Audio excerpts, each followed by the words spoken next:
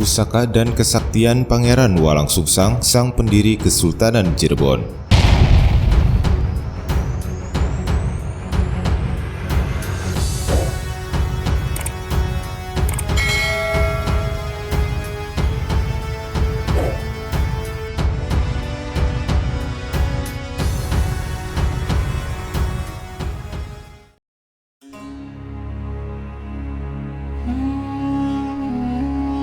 Pada tahun 1430 Masehi, Pangeran Walangsungsang mendirikan Dalem Agung Pakungwati dan membentuk pemerintahan di Cirebon. Dengan demikian, Pangeran Walangsungsang merupakan pendiri pertama Kesultanan Cirebon dan dikenal dengan nama Pangeran Cakrabuana atau Mbah Kuwu Sangkan. Pada tahun 1482 Masehi, kedudukan Pangeran Cakrabuana sebagai pemimpin Cirebon kemudian digantikan oleh keponakannya, putra dari adiknya Rara Santang, yakni Syarif Hidayatullah atau Kanjeng Sunan Gunung Jati. Pangeran Cakrabuana menunjuk langsung Syarif Hidayatullah sebagai penguasa Cirebon karena dianggap mampu membawa Cirebon menjadi kesultanan Islam yang kuat dan besar di wilayah Jawa bagian barat. Pada masa kepemimpinan Sunan Gunung Jati dalam membangun Cirebon, Pangeran Cakrabuana memilih untuk menjadi seorang penasihat atau sesepuh keraton, dan ia juga sebagai tokoh sentral kekuatan besar di belakang perjuangan Kesultanan Cirebon. Dalam perjalanannya, peran dari Pangeran Cakrabuana sangat menentukan arah dan strategi kemenangan Cirebon dalam menghadapi berbagai pertempuran. Dengan kecerdasan, kebijaksanaan, serta kesaktian yang beliau miliki, Pangeran Cakrabuana kerap terlibat langsung dalam medan peperangan. Bahkan dalam beberapa pertempuran, Pangeran Cakrabuana mengambil peran sebagai panglima tinggi pasukan Cirebon. Dalam hal kemampuan bertarung serta ilmu kesaktian, Pangeran Cakrabuana seseorang yang sudah mencapai tingkatan ilmu yang tinggi dan mumpuni. Beliau merupakan seorang kesatria adiluhung dengan ilmu yang sakti mandraguna.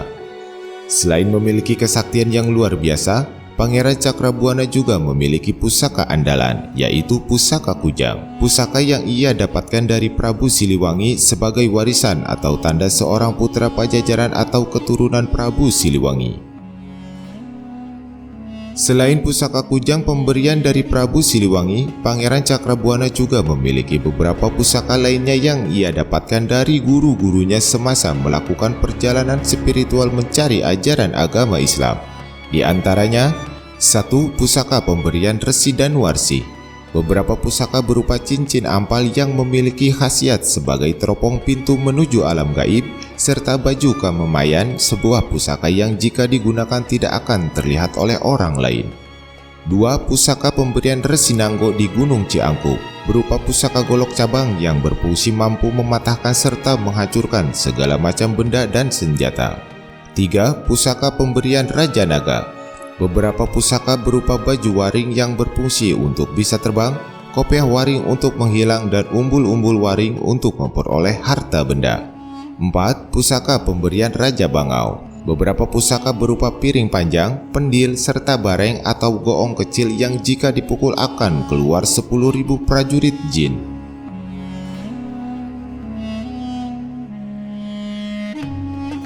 Peran sentral Pangeran Cakrabuana dalam membangun Cirebon dan menjaga keraton dari ancaman musuh tercatat dalam beberapa peristiwa pertempuran. Pada masa Prabu Surawisesa memimpin Pajajaran, Cirebon menyatakan lepas dari Pajajaran dan menjadi wilayah yang berdaulat. Namun di front timur wilayah Pajajaran, yakni Kerajaan Galuh yang dipimpin Prabu Jayaningrat, beranggapan bahwa secara wilayah Cirebon masih termasuk daerah bawahannya. Untuk itu, Prabu Jayaningrat mengirim surat kepada Sunan Gunung Jati agar memberi upeti ke Galuh. Dengan ancaman jika tidak membayar upeti, maka Cirebon akan diserang dan dihancurkan. Namun Sunan Gunung Jati menolak permintaannya dan siap untuk berperang. Saat penyerangan Galuh ke Cirebon, pasukan dari Kuninganlah yang diberi tanggung jawab untuk menahan serangan pasukan Galuh. Namun Pangeran Kuningan beserta pasukannya tak mampu menahan serangan dahsyat pasukan Galuh dan mundur menuju Pakungwati. Lalu datanglah pasukan besar Cirebon dan Demak yang dipimpin langsung oleh Panglima Perang Pangeran Cakrabuana, dan akhirnya pasukan Galuh pun berhasil dikalahkan di daerah Gunung Gundul, Palimanan. Dalam Babat Cirebon menceritakan pula tentang pertempuran antara Pangeran Cakrabuana melawan Prabu Jayaningrat serta Adipati Kiban sang Panglima Galuh. Ketika Pangeran Kuningan bertarung melawan Adipati Arya Kiban, terjadi pertempuran yang sangat sengit. Keduanya saling serang dengan adu kesaktian. Di tengah pertempuran, Pangeran Kuningan kala itu terserempet pohon oyong yang menjalar dan akhirnya ia pun terjatuh ke tanah. Sang Arya Kiban pun langsung menyerang ketika Pangeran Kuningan sudah tidak berdaya. Tak disangka, tiba-tiba Pangeran Cakrabuana langsung datang ketika Arya Kiban hendak menyerang Pangeran Kuningan dengan ajian pamungkasnya. Pangeran Cakrabuana pun menghadapi Arya Kiban dan serangan Arya Kiban berhasil ditahan dan tidak berpengaruh sama sekali.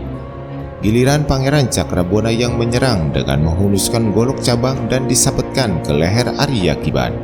Beruntung Arya Kiban masih bisa menghindar dan ia pun segera berlari.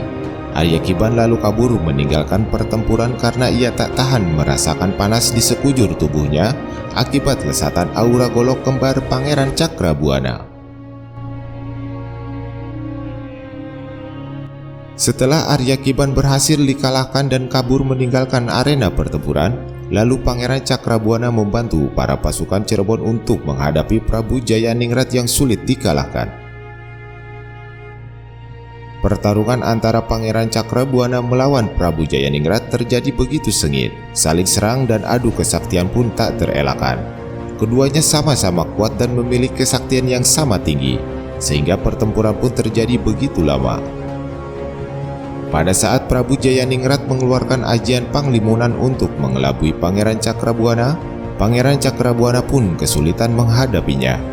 Lalu Pangeran Cakrabuana menggunakan pusaka cincin ampal untuk mengetahui secara gaib keberadaan Prabu Jayaningrat. Hingga pada akhirnya keberadaan Prabu Jayaningrat diketahui dan Pangeran Cakrabuana pun langsung menyerang menggunakan pusaka kujang miliknya, lalu membelah tanah dan menjepit Prabu Jayaningrat. Prabu Jayaningrat pun kalah, namun sebelumnya ia berhasil kabur dan meninggalkan medan pertempuran.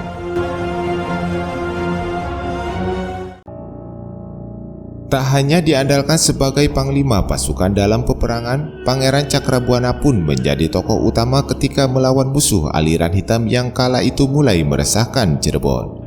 Pada masa itu diutus beberapa tokoh yang dipimpin oleh Pangeran Cakrabuana untuk menandingi kesaktian aliran hitam. Di antaranya 1. Pangeran Hasanuddin Banten, 2. Sunan Kalijaga, 3. Pangeran Arya Kemuning, 4. Syekh Magelung Sakti, 5. Nyimas Gandasari, 6. Syekh Abdul Muhyi Pamijah, dan 7. Pangeran Sutajaya Gebang. Dengan mandat dari Sunan Gunung Jati, mereka bergerak dengan cara terpisah dan melewati perjalanan panjang selama 7 tahun lamanya. Tak mudah untuk menghadapi para dedengkot aliran ilmu hitam pada saat itu. Namun akhirnya mereka bisa menaklukkan seluruh bangsa aliran hitam yang meresahkan Cirebon. Lagi-lagi peran penting sang sesepuh Cirebon Mbah Kuwu Cakrabuana dalam tugas tersebut. Para tokoh utusan Cirebon yang tidak lain mereka pun merupakan murid-muridnya Pangeran Cakrabuana. Dalam menjalankan tugasnya, beberapa tokoh tersebut pernah mengalami kesulitan bahkan kekalahan. Di antaranya Nyimas Gandasari yang kala itu ditugaskan untuk menangkap salah satu adipati kerajaan bawahan Pajajaran di wilayah Banten yang dikenal sakti dan memiliki aliran ilmu hitam. Nyimas Gandasari kalah dalam adu kesaktian. Baru tak kalah Mbah Kuwu Cakrabuana turun membantu, sang adipati pun bisa dikalahkan. Konon kisah ini terjadi di pantai Karangbolong, Banten. Lalu kisah Sunan Kalijaga yang dikalahkan oleh Pangeran Tepak Palimanan dalam penaklukan wilayah Cirebon.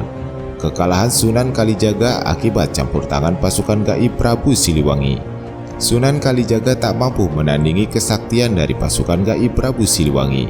Dan baru setelah kedatangan Mbah Kuwu Cakrabuana dengan membawa pusaka kujang miliknya, pasukan gaib Prabu Siliwangi pun pergi dan Pangeran Tepak Palimanan bisa terbunuh dengan kepala terpotong dari raganya. Kisah ini terjadi di puncak Bukit Palimanan yang bernama Gunung Tugel. Demikian kisah peran besar Pangeran Walangsungsang Mbah Kuwu Cakrabuana dalam perjalanan Cirebon. Beliau merupakan tokoh awal dan utama dalam pembentukan Kesultanan Cirebon. Namun Mbah Kuwu Cakrabuana dengan sikap bijaksana dan rendah hatinya beliau memilih menjadi seorang sepuh dengan menyerahkan kepemimpinan kepada Sunan Gunung Jati, seseorang yang dianggap mampu membawa Cirebon menjadi kesultanan Islam yang besar dan menjadi pusat penyebaran agama Islam.